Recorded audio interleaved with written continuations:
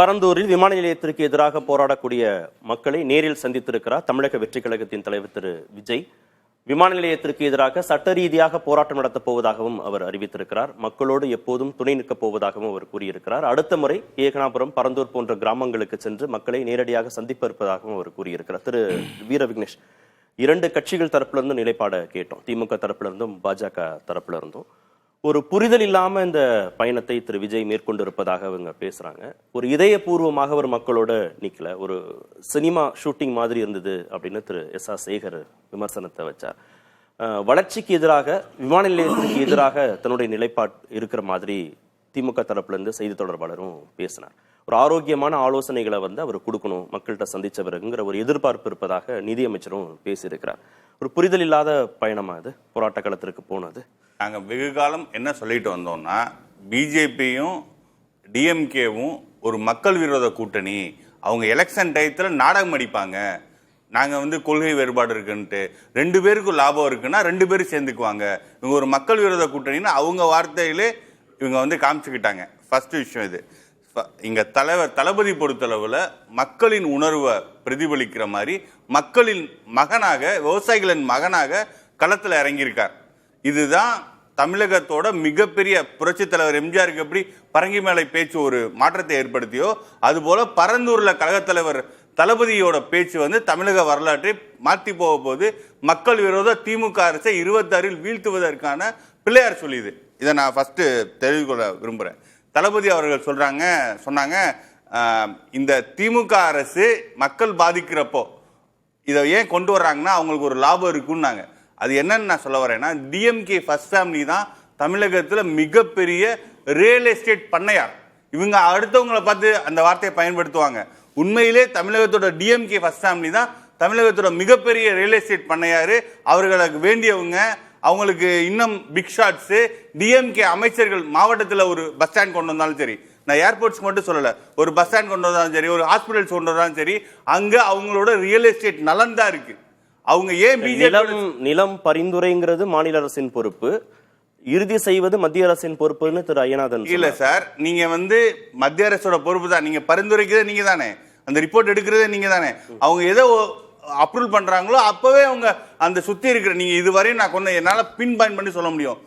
திருச்சி மாவட்டத்தை எடுங்க, அங்க ஒரு பெரிய அமைச்சர் இருக்கார், அவரை மீறி பெரிய லேண்டு, நீங்க திருச்சிக்குள்ள போய் ஒரு நிகழ்ச்சி நடத்தணும்னு கேட்டு பாருங்க, அவரை கைக்கு போய் காமிப்பாங்க. அவர் பேர்ல இருக்காது, எங்க பேர்ல இருக்கான்னு அவர் கேட்பாரு. ஆனா அவரை மீறி எதுவும் செய்ய முடியாது.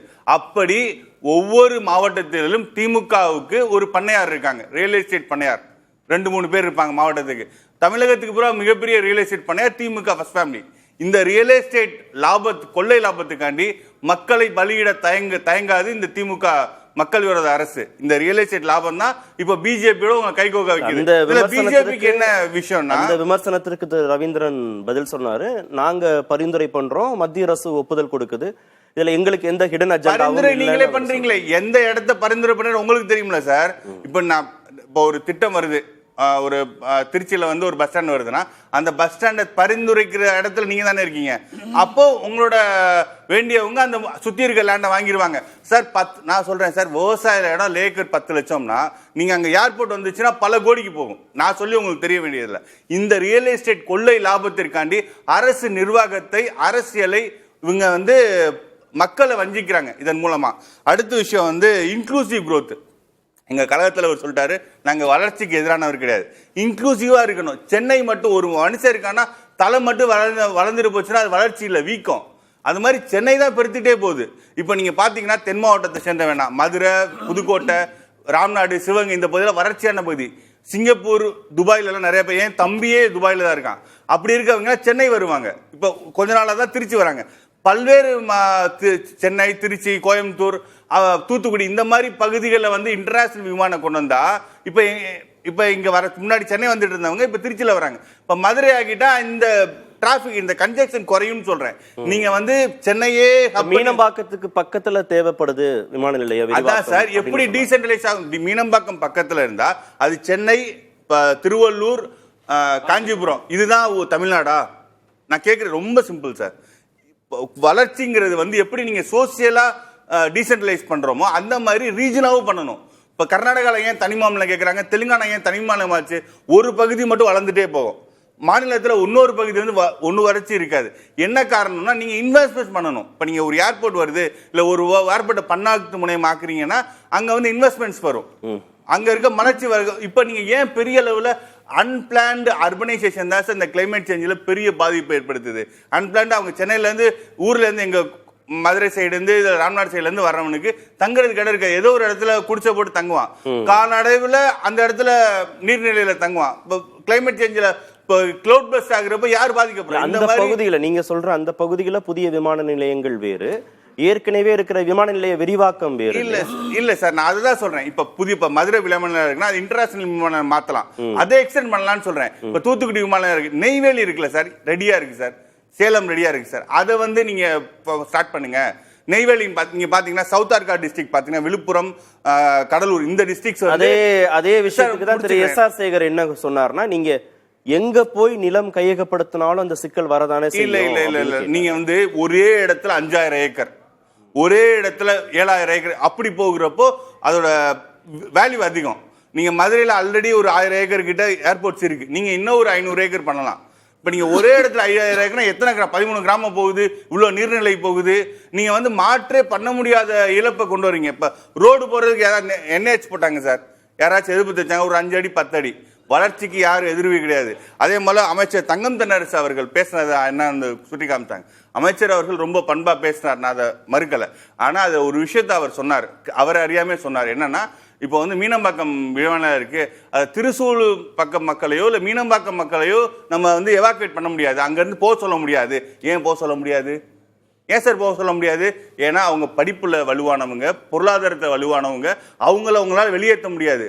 அதற்காண்டி உங்களோட லாபத்திற்காண்டி எளிய மக்கள் மேல நீங்க போர் தொடுக்கிறீங்கன்னு நான் சொல்றேன். அமைச்சர் சொன்ன வார்த்தை இன்னைக்கும் இதுல இருக்கு. இதே எங்களுக்கு இடம் தாங்க வேணும், ஆனா திரிசூலம் மக்களையும் மீனம்பாக்கம் மக்களையும் வெளியே போக சொல்ல முடியாதுன்னாரு. நீங்க புது ப்ராஜெக்ட் பண்ணணும்னா நிறைய செலவாகும், இருக்கிற எஸ்டிமேட் கம்மியா செலவாகும். இருந்தாலும் ஏன் செய்ய மாட்டாங்கன்னா வலிமையான மக்கள் மேல உங்க அதிகாரம் பாயாது, எளிய மக்கள் மேலதான் அதிகாரம் பாயும். அடுத்து வந்து கிளைமேட் சேஞ்ச், இந்த 2 பாயிண்ட்ஸ். கிளைமேட் சேஞ்ச் பொறுத்தளவுல நீங்க சென்னையில ஏன் பெருவெள்ளம் வருதுன்னா சென்னையோட மேற்கு பகுதியில் பெய்கிற மழை தான் உள்ள வருது. இப்ப நீங்க அந்த மேற்கு பகுதியில் போய் இன்னொரு விமான நிலையம் தள்ளி அங்கே தண்ணி தேங்க முடியாத அளவுக்கு பண்ணிட்டீங்கன்னா இனிமேலுக்கு இன்னொரு சென்னையை இன்னொரு கிளைமேட் சேஞ்ச் டிசாஸ்டரை வந்து திமுக அரசும் ஒன்றிய அரசும் செய்து. இன்னொரு பிஜேபி காரங்க சொல்றாங்க எங்க தலைவர் பத்தி, பிரதமர் மோடி தமிழ்நாட்டுக்கு வந்தார், எல்லாரோடையும் கை கொடுத்து கட்டி பிடிச்சி இப்படியா பண்ணார். இதெல்லாம் வந்து மக்கள் விரோதம். ஒன்றிய பிரதமருக்கான பாதுகாப்பு வேற இல்லையா? இல்ல இவர் அரசியல் கட்சியின் தலைவராக இருக்கிற எங்க தலைவர் போலீஸ் சொன்ன காரணம் என்ன சார்? உள்ள போனா பெரிய மக்கள் அதே பிரச்சனை தான் ஒண்ணு பிரைம் மினிஸ்டருக்கு வரும். ஒரு பெரிய மக்கள் தீர்வு வருது, அதனால ஒரு லாண்ட் ஆர்டர் பிரச்சனை அதானே எங்களுக்கு வருது. அதனால தானே இந்த ரெஸ்ட்ரிக்ஷன் கொடுத்துருக்காங்க. எங்க தலைவர் போக மறுக்கல, போலீஸ் மறுக்குது, அதை மறைச்சு எங்க தலைவர் மேல அவதூறு சொல்றாரு. இதை நான் வன்மையா கண்டிக்கிறேன். இதே போல இந்த திமுக பிஜேபி கூட்டணியை 2026 மக்கள் சம்மட்டி அடி கொடுப்பாரு. திரு சாமிநாதனும் இணைந்திருக்கிறார். சாமிநாதன், விஜயுடைய பேச்சுடைய சாராம்சம், அது ஏற்படுத்தக்கூடிய விளைவு என்னவா பாக்குறீங்க? இல்ல, நடிகர் விஜய் அவர்களுடைய அந்த பேசியிருக்கக்கூடிய அந்த அந்த விஷயம் வந்து முழுக்க தமிழ் மக்கள் மத்தியில் இந்த பிரச்சனையை கொண்டு போறதுக்கான ஒரு வாய்ப்பு இருக்கும் அதன் மூலமா. அதே நேரத்துல அவர் வந்து ரொம்ப சேஃபா களமாடி இருக்காரு. இன்னுமே அவர் கொஞ்சம் ரொம்ப ஆவேசமான கருத்துக்களை சொல்லியிருக்கலாமோ அப்படின்னு தோணுது. அவர் ரொம்ப ரொம்ப சேஃபா களமாடி இருக்காருன்னு நான் எப்படி சொல்றேன்னா, டங்ஸ்டன் விவகாரத்தை பத்தி பேசுறப்ப மாநில அரசு அவர் பாராட்டுறாரு. அதுல வந்து ரொம்ப லகுவா இன்னொரு விஷயத்த மறந்துடுறாரு. அது மாநில அரசு தன்னெழுச்சியா ஒரு தீர்மானம் போட்டுல எதிர்கட்சிகள் எல்லாம் அழுத்தம் கொடுத்தாங்க. அதற்கு பின்பாக அந்த மக்களோட நீண்ட நெடிய போராட்டம் இருந்துச்சு. அதெல்லாம் மட்டும் இல்லாம பிரதான எதிர்கட்சி வரிசையில் இருக்கக்கூடிய அதிமுக டங்ஸ்டன் எதிர்ப்போம், மேலூர் மக்களை காப்போம்னு மாஸ்க் போட்டே சட்டமன்றத்துக்குள்ள போனாங்க. இப்படி நிறைய விஷயங்கள் நடந்துச்சு. அவங்க கிரெடிட்ட மொத்தமா தூக்கி அப்படியே அவரு திமுக பக்கம் கொடுத்துட்டு போறதுங்கிறது வந்து சரியா இருக்காது. மக்கள் எழுச்சி பிளஸ் வந்து அரசியல் கட்சிகள் எல்லாம் சேர்ந்து களத்துக்கு வந்து போராட்டத்தினுடைய எல்லா எதிர்கட்சிகளுக்கும் அந்த பெருமை சேரும். திமுகக்குள்ள கூட்டணிக்குள்ள இருக்கக்கூடிய கட்சிகளே கூட இது கடுமையா போராடினாங்க. இது எல்லாம் சேர்ந்துதான் அந்த வெற்றியை தந்துச்சு. ஆனா அவர் வந்து ரொம்ப சேஃபா களமாடுறாரு. அந்த அந்த ஒரு தன்னை பாதுகாத்துக்கிறக்கூடிய தன்மைங்கிறது வந்து இன்றைய பேச்சுல ரொம்ப கூடுதலா இருந்துச்சு. முதல்ல பார்த்த மாநாட்டுல கூட அவ்வளவு விஷயம் நம்ம பார்க்கல. இன்னைக்கு இன்னொரு விஷயம் பாத்தீங்கன்னா, நான் இப்படி பேசுறதுனாலே நான் வளர்ச்சிக்கு எதிரின்னு சொல்லிடுவாங்க. வாலண்டியரா வந்து சொல்றாரு, எங்க நம்மள ஆன்டி இந்தியன் சொல்லிடுவாங்களோ, எங்க நான் வந்து துறைமுகம் விமான நிலையம் வேண்டான்னு சொல்றேங்கிற துணி வந்துருமோ. மக்கள் களத்துக்கு வந்தாச்சு, அது என்ன வகையான விமர்சனங்கள் வந்தாலும் அதை ரெண்டாவதா எதிர்கொள்ளணும். Okay. சோ அந்த மாதிரியான சில விஷயங்கள். இன்னொன்னு பார்த்தா பாஜக வந்து இந்த மத்திய அரசுக்கு எதிராக நம்ம விஷயங்கள் சொல்றப்போ ஒரு சேஃப்டிக்கு உங்க ஊர்ல இருக்கக்கூடிய எல்லையம்மன் உங்களுக்கு ஆசீர்வதிக்கணும், உங்களை காப்பாற்றணும் அப்படிங்கிற மாதிரியான இந்த வசனங்கள், இது எல்லாத்தையும் தாண்டி அந்த அந்த ஒரே ஒரு விஷயம் இதுல விஜய் அவர்களுடைய இன்றைய பேச்சுல ரொம்ப பாராட்ட வேண்டிய ஒரு கவனம் குறித்த ஒரு விஷயம் என்னன்னா, பரந்தூர் மக்களுடைய இந்த பிரச்சனை ஒட்டுமொத்த தமிழக மக்களுடைய கவனத்துக்கு நீங்க லைன்லைட்ல வந்திருக்கு.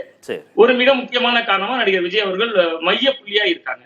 திரு ஐயநாதன் சுருக்கமாக நிறைவு. அதாவது ஒரு விடயம் வளர்ச்சியை பற்றி அப்படின்னு சொல்லும் போது வளர்ச்சிக்கு எதிரானவர்கள் அப்படின்ட்டு எல்லாரையும் தான் குற்றம் சாட்டுறாங்க.